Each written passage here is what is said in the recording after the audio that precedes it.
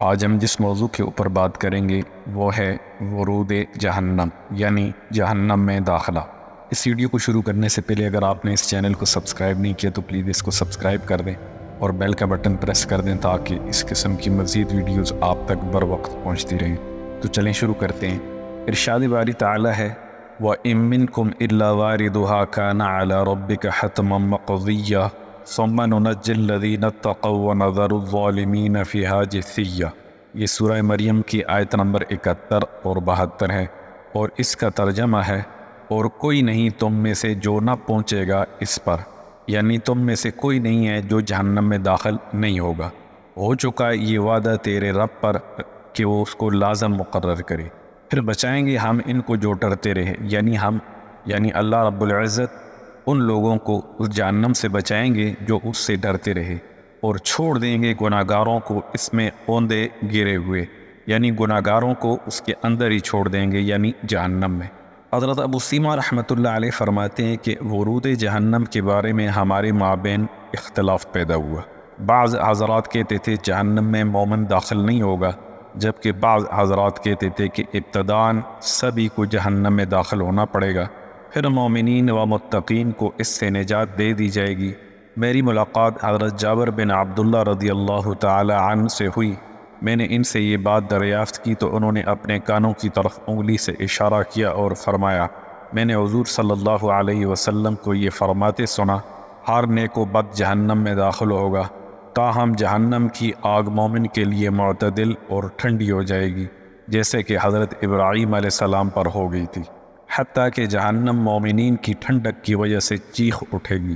ثم ننجی الذین اتقوا ونذر الظالمین فیہا جثیا، پھر بچائیں گے ہم ان کو جو ڈرتے رہے اور چھوڑ دیں گے گناہگاروں کو اس میں اوندے میں۔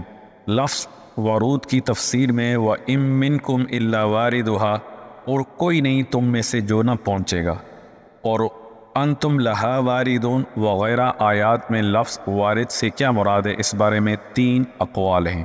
نمبر 1، بعض حضرات فرماتے ہیں کہ ورود بمعنی دخول ہے، یعنی داخل ہونا، یعنی ابتداً تمام لوگ جہنم میں داخل ہونا پڑے گا، اور پھر اس میں سے گزر کر مومن حضرات جنت میں چلے جائیں گے، اور کفار و فجار جہنم میں رہ جائیں گے۔ حضرت مجاہد رحمۃ اللہ علیہ فرماتے ہیں کہ حضرت نافع بن ازرق رحمۃ اللہ علیہ نے حضرت ابن عباس رضی اللہ تعالی عنہ سے انتم لہا واردون، تم کو اس پر پہنچنا ہے، یہ سورہ انبیاء کی آیت نمبر 58 ہے، 98 کا ترجمہ ہے، کے بارے میں دریافت کیا کہ ہم جہنم میں داخل ہوں گے یا نہیں۔ حضرت ابن عباس رضی اللہ تعالی عنہ نے جواب مرحمت فرمایا، مجھے اور تمہیں جہنم میں داخل ہونا پڑے گا، دیکھنا تو یہ ہے کہ ہم اس سے نکل بھی سکیں گے یا نہیں۔ حضرت ابن عباس رضی اللہ تعالی عنہ سے وَإِن مِّنكُمْ إِلَّا وَارِدُهَا کی تفسیر میں منقول ہے کہ ہر ایک کو اس میں داخل ہونا پڑے گا۔ حضرت عبداللہ بن مسعود رضی اللہ تعالی عنہ فرماتے ہیں وَإِن مِّنكُمْ إِلَّا وَارِدُهَا، یعنی داخل ان تمام آثار سے یہ ثابت ہوتا ہے کہ ورود بمعنی دخول ہے۔ علامہ قرطبی رحمۃ اللہ علیہ نے بھی اس قول کو راجح قرار دیا ہے۔ نمبر 2، بعض حضرات فرماتے ہیں کہ ورود سے مراد مرود ہے، یعنی جہنم کے اوپر سے گزرنا، یعنی تمام لوگ جہنم کے اوپر بچھائے گئے پل صراط سے گزریں گے، نیک لوگ تو اس پر سے صحیح سلامت گزر کر جہنم میں چلے جائیں گے، جبکہ گناہگار اس پر سے جہنم میں گر پڑیں گے۔ حضرت اکرمہ رضی اللہ تعالی عنہ سے وَإِن مِّنكُمْ إِلَّا وَارِدُهَا کی تفسیر میں منقول ہے کہ تم سب جہنم پر موجود پل صراط پر وارد ہوگے۔ حضرت کلبی رحمۃ اللہ علیہ فرماتے ہیں کہ ورود بمعنی مرور ہے۔ حضرت خالد بن معدان رضی اللہ تعالی عنہ فرماتے ہیں جب اہل جنت میں داخل ہو جائیں گے تو کہیں گے، اے ہمارے رب، کیا آپ نے ہم سے یہ وعدہ نہیں کیا تھا کہ آپ ہمیں جہنم میں وارد کریں گے؟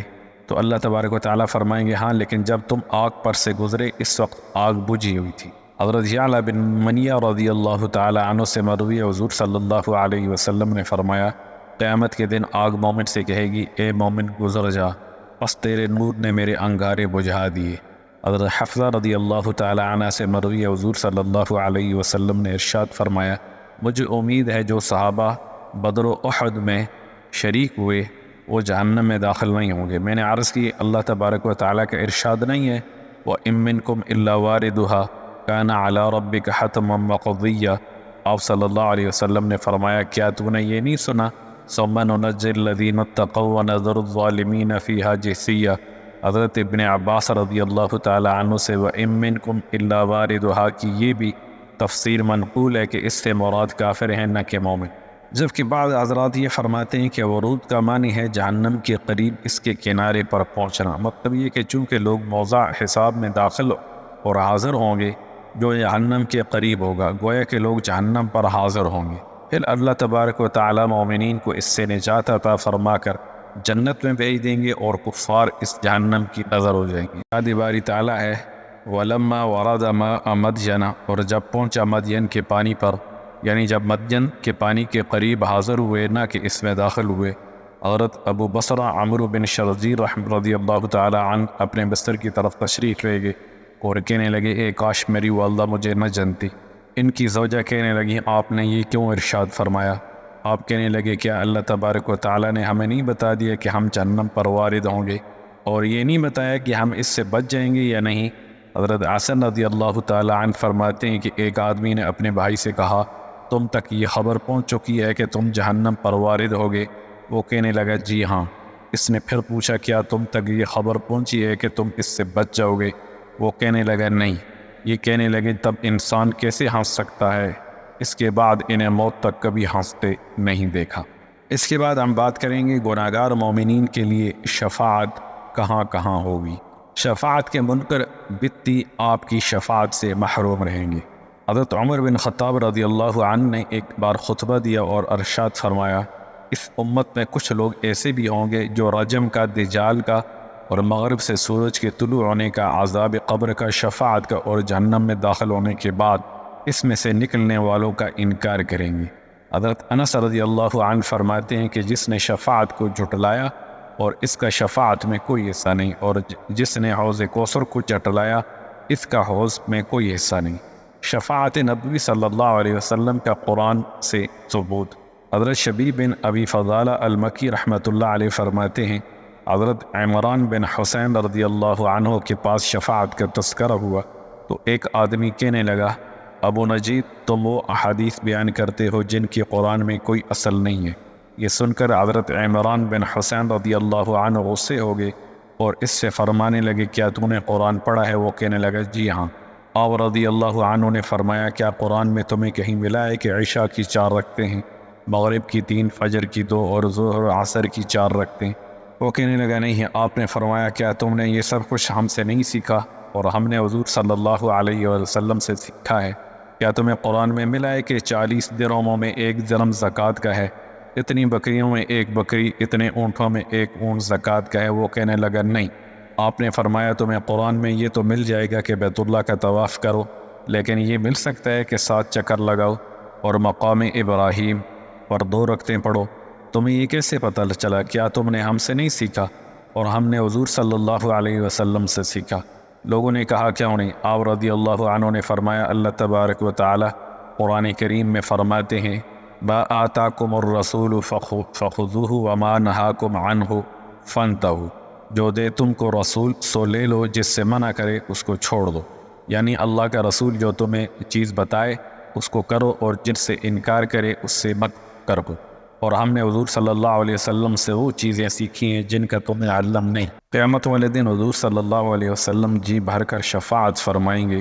اس کے متعلق حضرت ابن عمر رضی اللہ عنہ فرماتے ہیں جناب رسول اللہ صلی اللہ علیہ وسلم نے حضرت ابراہیم علیہ السلام کی دعا رب انہن اضللن کثیرا من الناس فمن تبعنی فانہ منی ومن عصانی فانک غفور رحیم، اے رب انہوں نے گمراہ کیا بہت لوگوں کو، سو جس نے پیروی کی میری سو وہ تو میرا ہے، اور جس نے میرا کہنا نہ مانا سو تو بخشنے والا مہربان ہے۔ حضرت عیسیٰ علیہ السلام کی دعا ان تعذبہم فانہم عبادک وان تغفر لہم فانک انت العزیز الحکیم، اگر تو ان کو عذاب دے تو وہ تیرے بندے ہیں، اور اگر تو ان کو معاف کر دے تو ہی ہے زبردست حکمت والا۔ تلاوت فرمائی۔ پھر آپ صلی اللہ علیہ وسلم نے اپنے دست مبارک اٹھائے اور فرمایا امتی امتی ثم بکی فقال اللہ یا ابراہیم فقال اللہ یا جبرائیل اذهب الى محمد فقل له انا سنرضیک فی امتک ولا نسوک، میری امت پھر آپ رو دیے۔ تو اللہ تعالیٰ نے فرمایا اے جبرائیل حضرت محمد صلی اللہ علیہ وسلم کے پاس جاؤ اور ان سے کہو آپ کو آپ کی امت کے متعلق عن قریب راضی کر دیں گے، غمگین نہیں کریں گے۔ حضرت علی ابن ابی طالب رضی اللہ عنہ سے روایت ہے، جناب رسول اللہ صلی اللہ علیہ وسلم نے ارشاد فرمایا میں اپنی امت کے لیے اتنی شفاعت کروں گا حتیٰ کہ میرا رب مجھ سے پکار کر پوچھے گا اے محمد آپ راضی ہو گئے؟ تو میں عرض کروں گا جی ہاں اے میرے رب میں راضی ہو گیا۔ آپ صلی اللہ علیہ وسلم نے آدھی امت بخشوانے پر شفاعت کو ترجیح دی۔ حضرت عوف بن مالک اشجعی رضی اللہ عنہ سے روایت نبی کریم صلی اللہ علیہ وسلم نے ارشاد فرمایا میرا رب نے مجھے اس بات میں اختیار دیا تھا کہ یا وہ میری آدھی امت کو جنت میں داخل کر دیں، اور ایک روایت میں یہ الفاظ ہیں کہ وہ میری ایک تہائی امت کو بغیر حساب اور بغیر عذاب کے جنت میں داخل کر دیں یا شفاعت کی اجازت عطا کر دیں۔ تو میں نے شفاعت کو اختیار کیا اور یہ ہر مسلمان کے لیے ہوگی۔ حضرت ام حبیبہ رضی اللہ عنہ سے مروی حضور صلی اللہ علیہ وسلم نے ارشاد فرمایا میں نے دیکھا جو میری امت میرے بات کرے گی، اور میں نے وہ بھی دیکھا کہ یہ ایک دن دوسرے کا خون بہائیں گے، مجھے اس سے بہت ملال ہوا۔ اللہ تبارک و تعالیٰ کی طرف سے اس بات کا فیصلہ ہو چکا ہے جیسا کہ گزشتہ امتوں کے بارے میں ہو چکا ہے۔ میں نے اللہ تبارک و تعالیٰ سے سوال کیا کہ مجھے قیامت کے دن شفاعت کی اجازت مرحمت فرما دیں۔ اللہ تبارک و تعالیٰ نے یہ اجازت عطا فرما دی۔ اس کے متعلق حضور صلی اللہ علیہ وسلم کی خصوصی دعا کا ذکر کرتے ہوئے حضرت عبادہ بن صامت رضی اللہ عنہ سے مروی ہے کہ حضور صلی اللہ علیہ وسلم نے فرمایا اللہ تبارک و تعالیٰ نے فرمایا محمد میں نے جس نبی و رسول کو بھی بھیجا اس نے مجھ سے ایک دعا کی اور میں نے اس کی وہ دعا قبول کر لی۔ محمد صلی اللہ علیہ وسلم آپ بھی مانگیں، آپ کی دعا بھی قبول ہوگی۔ میں نے عرض کیا میری دعا یہ ہے کہ مجھے قیامت کے دن اپنی امت کے بارے میں شفاعت کی اجازت دے دی جائے۔ حضرت ابو بکر رضی اللہ عنہ نے عرض کی یا رسول اللہ شفاعت کیا ہے؟ آپ صلی اللہ علیہ وسلم نے فرمایا قیامت کے دن کہوں گا اے اللہ مجھے وہ شفاعت عطا فرمائے جو میں نے آپ سے مانگی تھی۔ اللہ تبارک تعالیٰ فرمائیں گے ہاں، اور میری بقایا امت کو جہنم سے نکال کر جنت میں داخل کر دیں گے۔ امت کے گناہوں کی وجہ سے آپ صلی اللہ علیہ وسلم نے شفاعت اختیار فرمائی۔ اس کے متعلق حضرت ام سلمہ رضی اللہ عنہ سے مروی حضور صلی اللہ علیہ وسلم نے فرمایا جب میں نے وہ دیکھا جو میرے بعد میری امت کرے گی تو میں نے ان کے لیے شفاعت کو اختیار کیا، ڈیلوں اور درختوں کی تعداد کے برابر شفاعت ہوگی۔ اس کے متعلق حضرت بریدہ رضی اللہ عنہ سے روایت ہے میں نے جناب رسول اللہ صلی اللہ علیہ وسلم کو ارشاد فرماتے سنا میں قیامت کے دن زمین پر موجود درختوں اور ڈیلوں کی تعداد کے برابر شفاعت کروں گا۔ السلام علیکم ورحمۃ اللہ وبرکاتہ۔